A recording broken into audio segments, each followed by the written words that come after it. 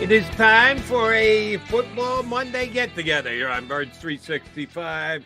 Appreciate you getting up and early and streaming with us. I almost didn't. Here on Birds 365, we've got you for the next couple hours. We got two of our regular guests joining us. Should be a good Birds conversation for the next couple hours here. Johnny Mac, was it a good night at Lincoln Financial Field last night? One of the, I guess you'd consider it a big night, even though they put in about an hour and 40 minutes, because it's a standalone chance for Eagle fans to see their Birds before the season started. What was it like at the stadium last night?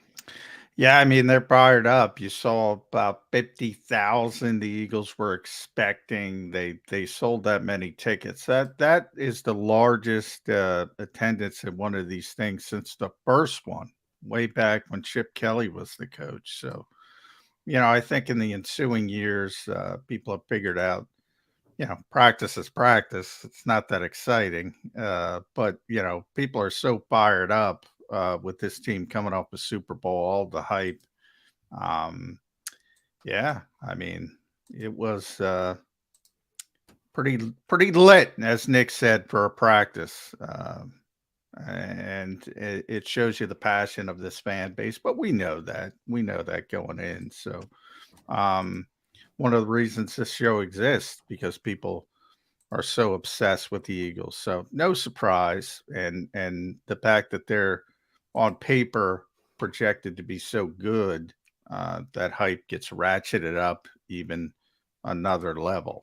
What one particular play would you say lit the crowd as much as anything? Was there one play that stood Well, out? I think Jalen Hurts walking on the field was the biggest. Really, more so than anything else. Yeah, it was like a WWE entrance. He came out the MVP chance.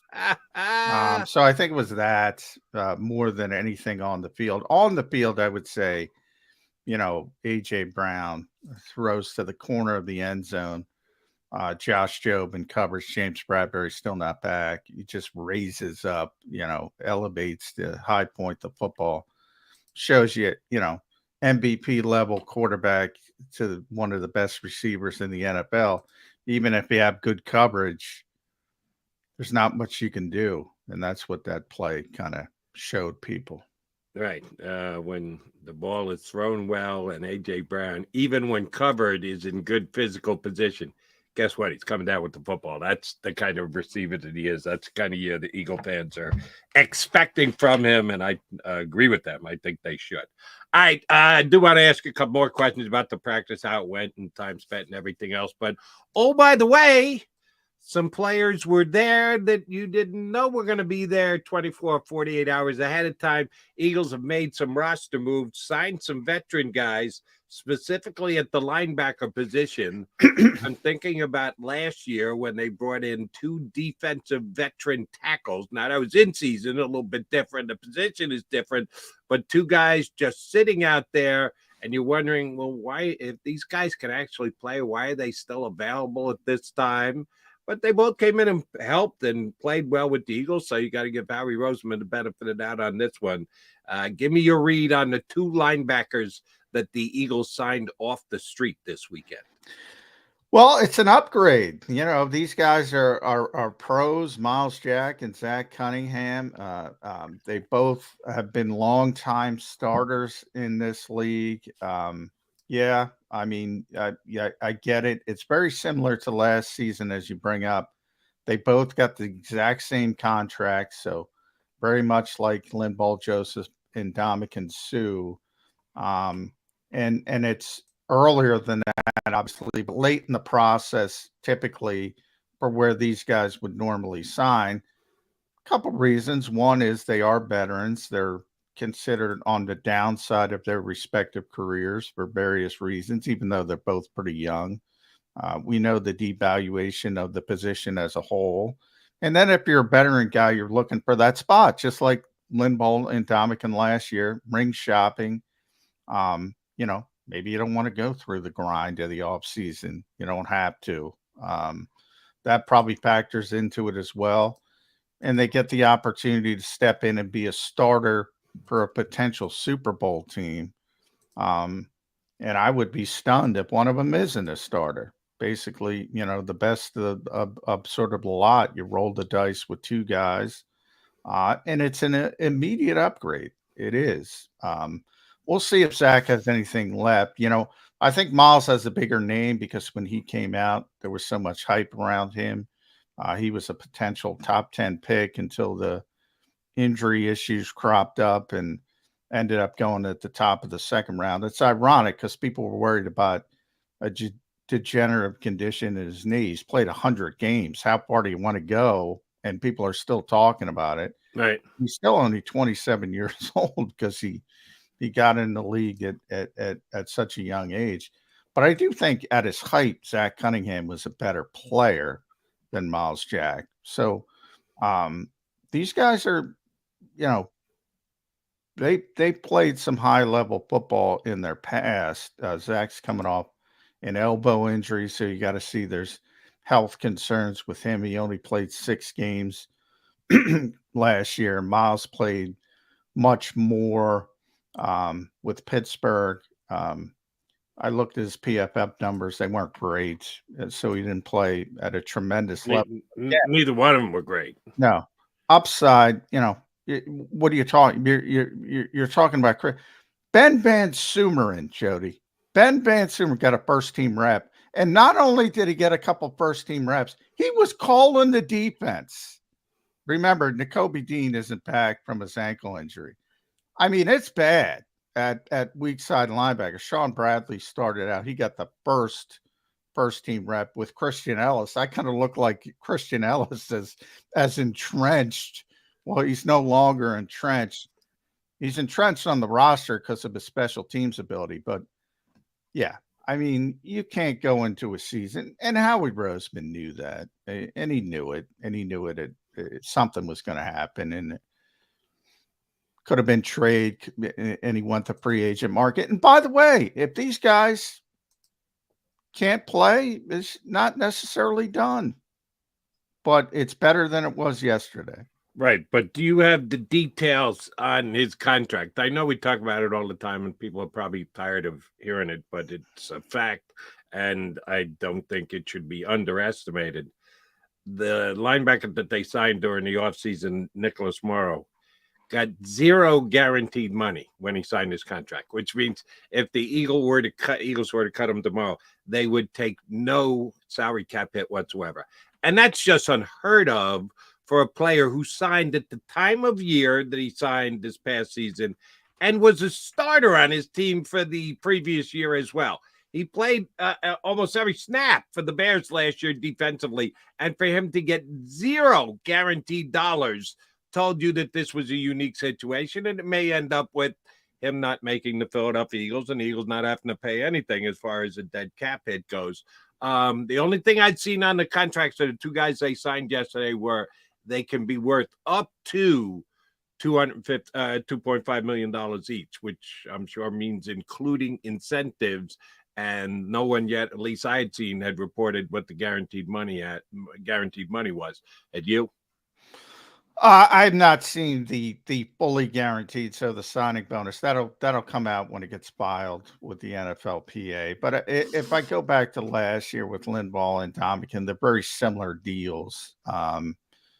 They both got Linval and Dominican got the same contract. These guys, Miles and Zach, got the same contract. So I think it's going to be similar. The signing bonus was like 250 grand, and then they had like a roster bonus, which another 250. So I'm guessing it's going to be 500. And obviously, as vested veterans, if they make the football team, all of that is guaranteed, the entire salary. So I think it's going to be very similar. So if I had to take a guess before I see it, it's probably going to be 500 grand. All right. Well, but we have to wait and see to make sure that that's the case. And if they jump in mid-training camp and their contract is better than Nicholas Morrow's is with some guaranteed money, it kind of is going to tip your hand as to what the Eagles' thinking is going to be. Now it'll be decided on the field during practices, but don't kid yourself.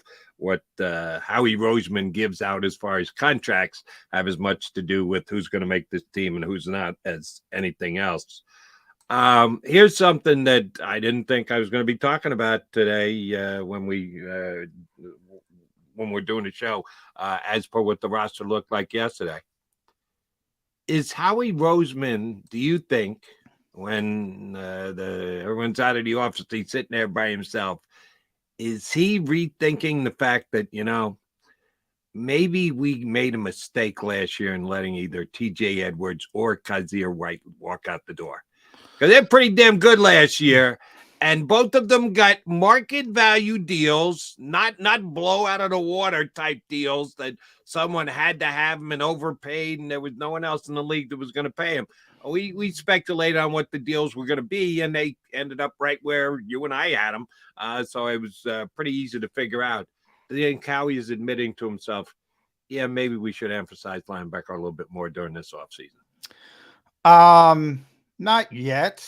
I think he'll be emboldened if Miles and or Zach plays well. I think he'll be further emboldened.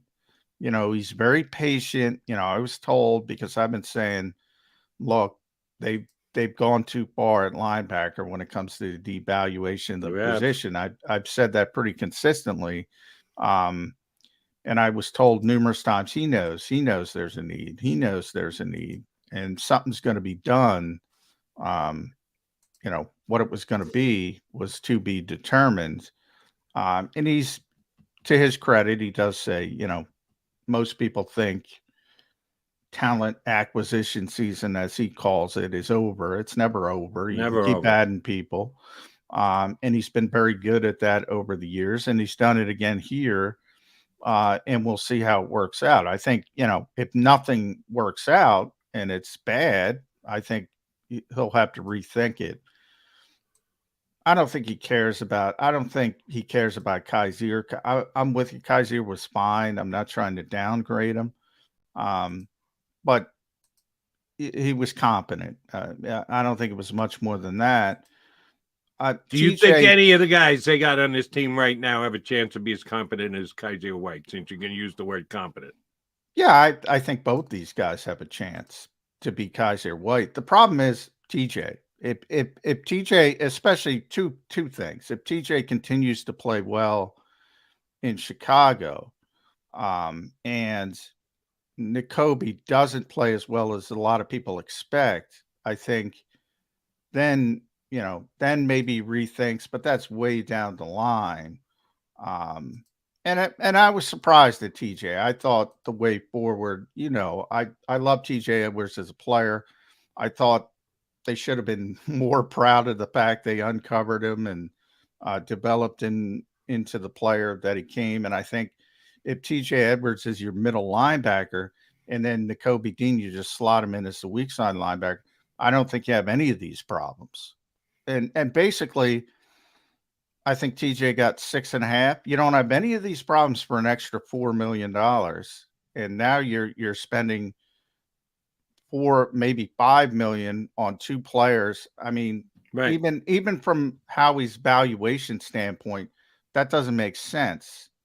And from the second point, now TJ is from Chicago. He's from the Chicago area. Maybe he just wanted to go back and play with the Bears. I don't know, because I haven't spoken to him since then. Maybe the Eagles did want him back, but they weren't going to pay the premium and go to $8 million or whatever to get him to come back to Philadelphia. Maybe he just wanted to go home. So there's a lot of things that factor into it. But yeah, I mean, if it doesn't work out and TJ continues to play well, I think, you have to look back and say, learn from your mistakes and things like that. I don't devalue the linebacker position as harshly as the Philadelphia Eagles do. So yeah, I'm already looking at it and going, yeah, you undervalued it before the year started, before the player acquisition season ever started. We'll see if either of these two guys can play. Yeah, their PFF ratings were I think one was 70 something out of 90, and the other one was 60 something out of 90. Neither one of them are in the even the middle third of the National Football League. So they're both going to be expected to take steps up if they're going to be in Kaiser White's territory as far as production from last year goes. He's Johnny Mac. I'm Jody. You got Mac. You got Mac and Mac guys here on Birds 365. On a Football Monday, we got two of our regular best guests.